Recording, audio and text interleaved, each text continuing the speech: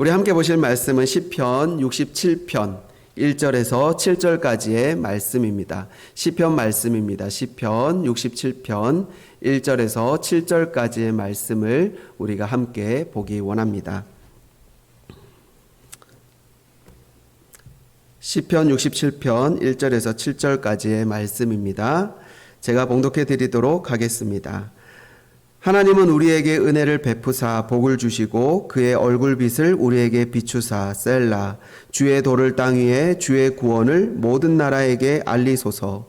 하나님이여 민족들이 주를 찬송하게 하시며 모든 민족들이 주를 찬송하게 하소서.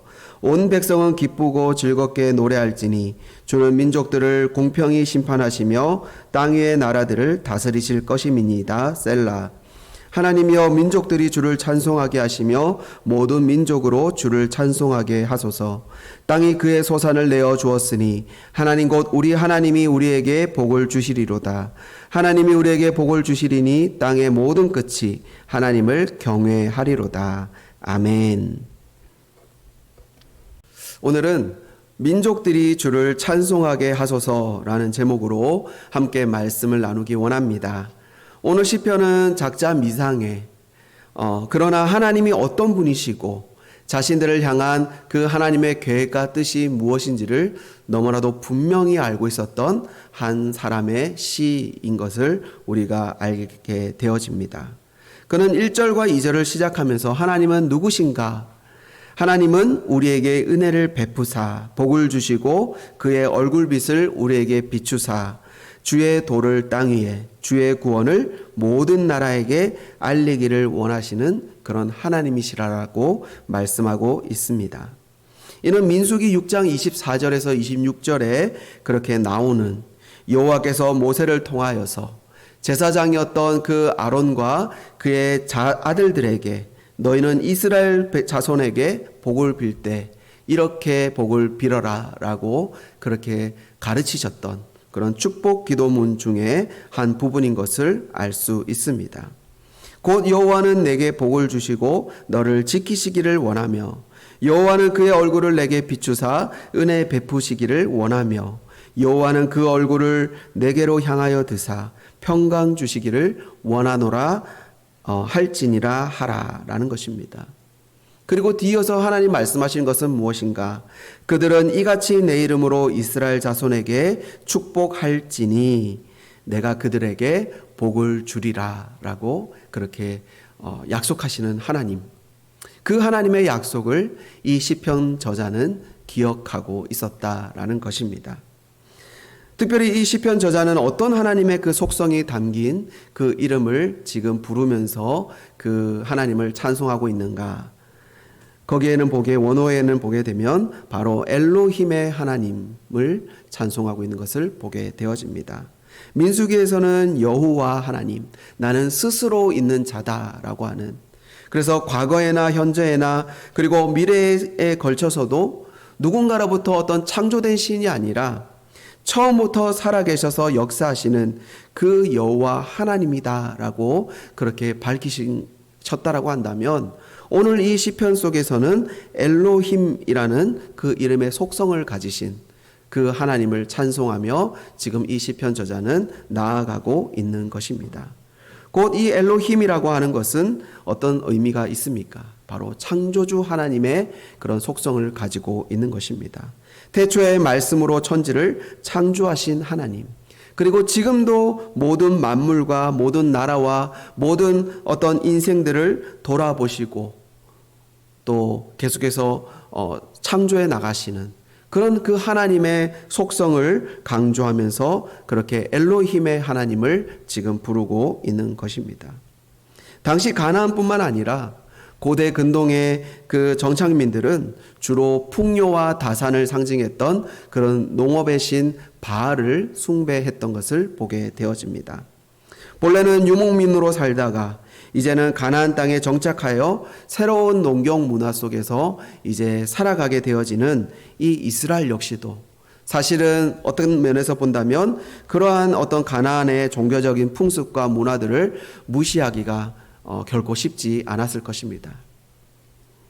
그러나 오늘 이 시편의 저자는 그러한 모든 이방신을 섬기고 우상을 섬기고자 했던 그 유혹과 그런 어떤 시험, 그 모든 것들을 이제는 배격하고 철저히 그 모든 만물을 창조하신 하나님, 모든 만물을 다스리시고 운행하시는 분이 누구시다? 바로 창조주 하나님, 엘로힘의 하나님이시다라고 그렇게 밝히시면서 그 하나님만이 우리 인생에 은혜를 베푸시고 또 우리의 인생에 복을 주시며 우리를 향해 얼굴빛을 비추시는 그런 하나님이시다라고 지금 선포하고 있는 것입니다.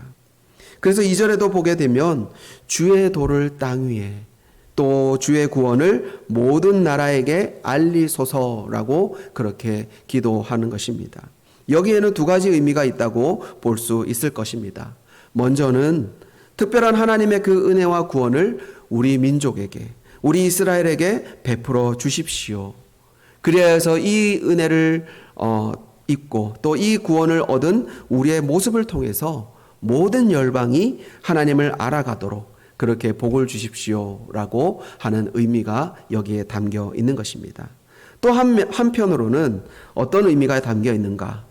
이스라엘이 하나님의 어떤 백성으로서 갖는 그런 어떤 특별한 어떤 그 지위, 독특한 그들만의 어떤 지위가 있습니다.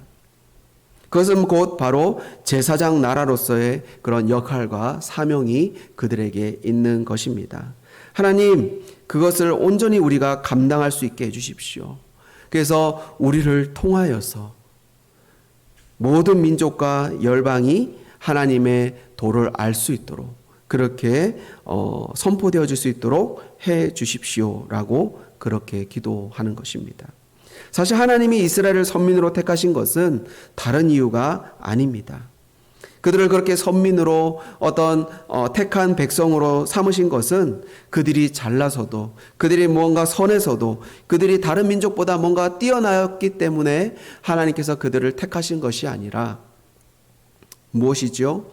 다만 이스라엘을 통해서 하나님의 그 놀라운 구원이 세계 열방에 퍼져가는 그런 도구로 선택하신 것이다라는 것입니다. 그러한 차원에서 출애굽기 19장 6절에서처럼 너희가 내게 대하여 제사장 나라가 되며 거룩한 백성이 되리라 그렇게 말씀하신 것입니다. 그래서 결국 이러한 하나님의 은혜, 하나님의 구원은 결코 이스라엘 민족이라고 하는 어느 한 민족, 어느 한 나라, 어느 한 개인에게만 국한된 것이 아니라 사실은 모두에게 그렇게 허락된 것이다를 지금 말하고 있는 것입니다. 그렇기에 그것을 위해서 하나님, 우리가 그것을 잘 감당할 수 있게 해주십시오라고 지금 간구하고 있는 것이지요. 3절에도 보게 되면 하나님이여 민족들이 주를 찬송하게 하시며 모든 민족이 주를 찬송하게 하소서. 4절에는 온 백성은 기쁘고 즐겁게 노래할지니 라고 합니다. 왜 기뻐하고 즐겁게 노래하는가? 주는 민족들을 공평히 심판하시며 땅 위의 나라들을 다스리실 것이기 때문이다 라는 것이지요. 특별히 심판과 다스림, 이것은 곧 하나님 나라의 임재 그리고 그 가운데 하나님의 그 통치를 의미하는 것입니다. 그 하나님의 나라, 그 하나님의 통치의 특징은 무엇인가? 온 백성을 공의로 심판하신다라는 것이지요. 뿐만 아니라 그 온 백성을 의의 길로, 구원의 길로 그렇게 인도하신다라는 겁니다. 때로는 어느 한 나라나 어느 한 공동체나 어느 한 모임들에 보면 그곳에 있는 어떤 지도자들의 실수로 인하여서 그 나라의 어떤 흥망성쇠가 결정되는 것을 보게 되어집니다. 그러나 우리의 왕이 되어주시고 우리의 아버지가 되어주시고 우리의 하나님이 다스리시는 그 나라의 백성은 어떠한가? 그 나라의 백성들은 온전히 생명의 길로 하나님께서 인도해 주실 줄 믿습니다. 그렇게 5절 역시도 반복적으로 하나님이여 민족들이 주를 찬송하게 하시며 모든 민족으로 주를 찬송하게 하소서. 지금의 이 시편의 저자의 초점은 어디 있는가? 단지 우리만 잘 살고 우리만 복받고 우리 민족만이 세계에서 드러나게 해주십시오라고 기도하는 게 아니라 모든 민족이 하나님을 알게 해주십시오. 모든 열방이 하나님의 도를 깨닫고 하나님의 펼쳐놓으신 그 구원의 길로 하나님 들어올 수 있게 해주십시오라고 지금 간구하고 있는 것입니다.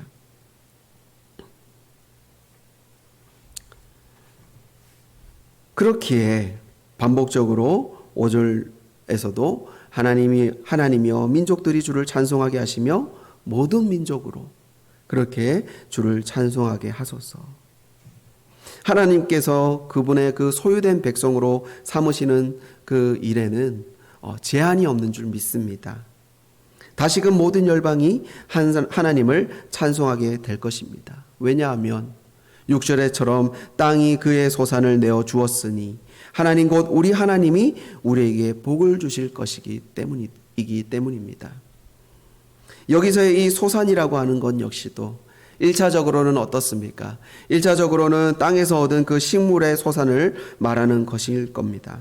앞서도 말했듯이 이스라엘 백성들이 그 가나안 땅에 정착하면서 그동안은 이곳저곳을 떠돌아다니면서 어떤 유목민으로서의 삶을 살아가면서 그래서 산의 신이라고 불려지던 그 하나님만으로 충분했다라고 여겨졌을 것입니다.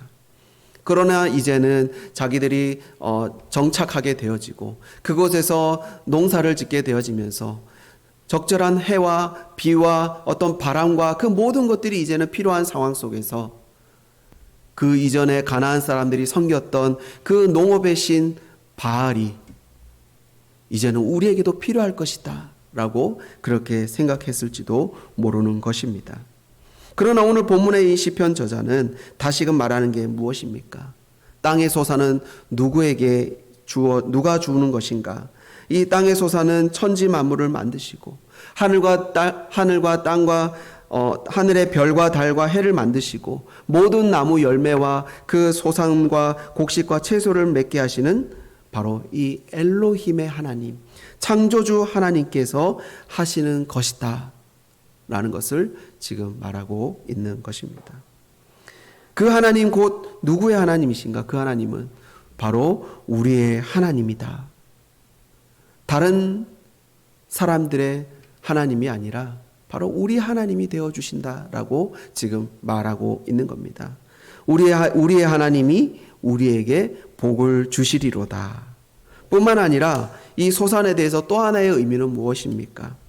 앞서도 1절, 2절에서처럼 이 시편의 저자가 간구했던 것처럼 하나님의 도가, 하나님의 그 구원이 계속해서 확장되어질 것에 대해서 간구하고 소원했던 것처럼 하나님께서 그 것에 대하여서 수고하고 애쓴 것에 대해서 하나님은 헛되게 그렇게 보내시는 것이 아니라 그들의 구원을 위해 그들의 어떤 하나님께로 돌아오게 하는 그 일을 한 그 구원 사역에 대하여서 하나님은 결실을 맺게 하실 것이고 또한 그 소산을 내게 하실 것이다 라는 것을 지금 말하고 있는 것입니다.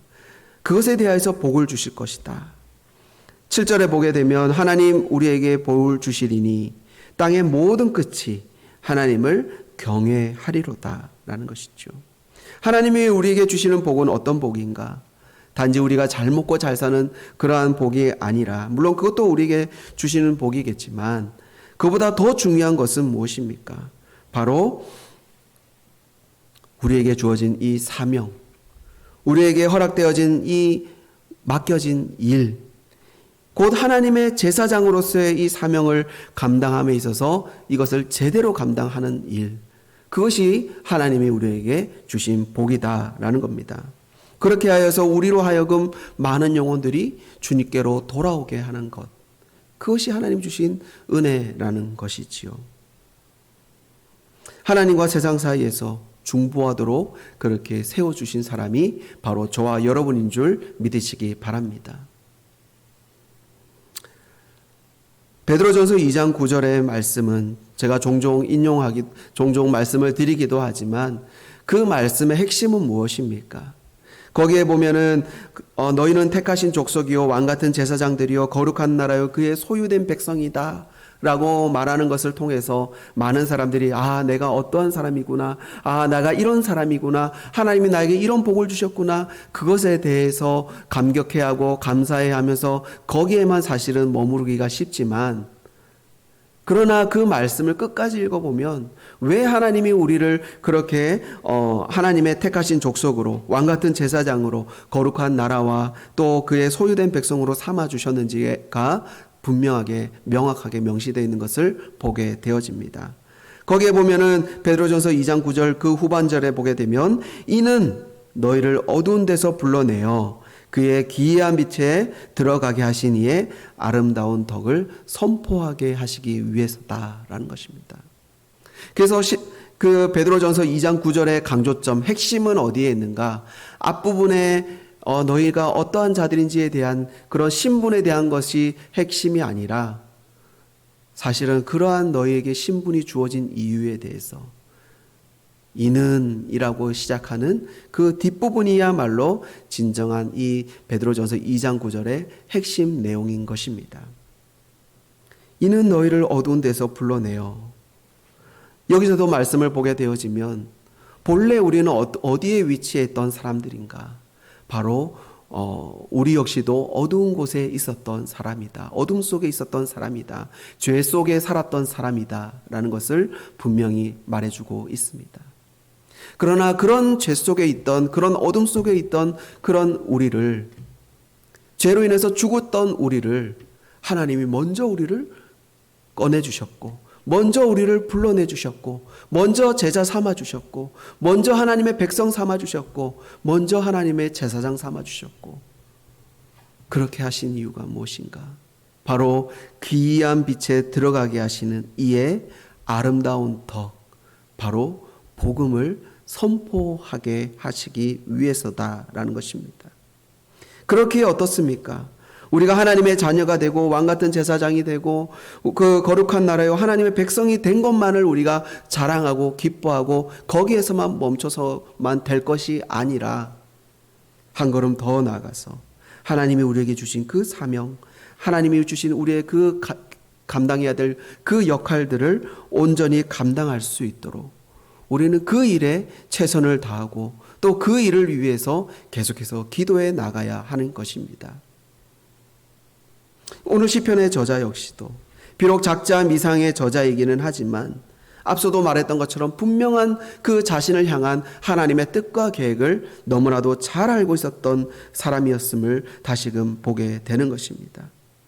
그래서 자기 민족만을 위해서 기도하면서 하나님 우리 민족만, 하나님 우리 가정만, 우리의 어떤 교회만, 우리의 어떤 나라만을 위해서 기도하는 게 아니라 하나님 모든 열방이 하나님께로 돌아올 수 있도록 그리고 그 일을 위해서 맡겨진 그 사명들을 우리가 잘 감당함으로 하나님 결실을 맺게 해주십시오. 소산을 맺게 해주십시오. 복을 우리에게 그러한 복을 주십시오라고 끊임없이 노래하고 있는 것입니다. 바라기는 저와 여러분 역시 이러한 삶을 살아가기를 소원합니다. 오직 나에게만 내 문제에만 나의 어떤 그런 복에만 집중하며 살아가는 게 아니라 하나님이 바라시고 원하시는 그 일에 우리가 최선을 다하며 그렇게 살아가기를 소원합니다. 비록 코로나라는 그 일로 인하여서 때로는 저 역시도 이것이 한편으로는 정말로 하나님 앞에 나아가고 또한 그 복음 사역을 함에 있어서 한 걸음 물러서게 만드는 그런 핑계거리가 될 때도 있음을 고백합니다. 그러나 이때에도 우리가 깨어서 기도하고 계속해서 놓치지 말아야 될 것은 이 하나님의 사명은 끝나지 않았다라는 것입니다. 주님이 오시는 그날까지 우리에게 이 사명이 있음을 우리는 잊지 말아야 될 것입니다. 오늘 이 아침 혹은 우리의 일상의 삶 가운데 어느 한 부분에서 이 말씀을 듣고 계시다면 하나님 오늘 하루의 삶 속에서도 우리의 사명을 분명히 깨닫게 하시고 이 사명을 위해 하나님 내가 살아갈 수 있도록 은혜를 더하여 주시옵소서. 하나님의 제사장으로서 하나님의 일꾼으로서 오늘 하루 최선을 다해 이 복음 사역을 위해 살아가는 그런 우리의 삶이 되게 해달라고 그렇게 기도하면서 살아가시는 복된 그런 저와 여러분 되시기 바랍니다. 말씀을 묵상하시면서 계속해서 기도하시고 또 일상의 삶으로 온전하게 또 최선을 다해 살아가시는 저와 여러분 되시기 바랍니다. 감사합니다.